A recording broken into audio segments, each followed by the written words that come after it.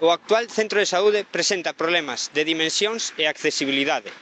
Para abordar este problema, a Xunta financiará a construción dun novo centro. Durante a tramitación do PEXón, Plan Xeral de Ordenación Municipal, un instrumento de planificación urbanística que establece onde, que e como se pode construir. Esquerda Unida defendeu que se debería reservar a parcela de Granitos para equipamento público, para evitar saturar o centro con máis vivenda e dispoñer de máis edificios públicos nun lugar accesible. Non obstante, todos os partidos decidiron destinar esta parcela para a construción de máis vivenda nunha zona moi desinficada.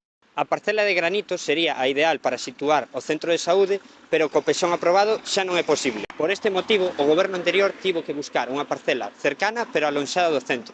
Decatáronse por a parcela onde se situaba o circo. A pesar dos problemas de dimensións e accesibilidade que presenta o actual centro de saúde, por que tanto rollo coa construción dun novo centro de saúde se a problemática real radica na falta de persoal e nas condicións nefastas nas que traballan?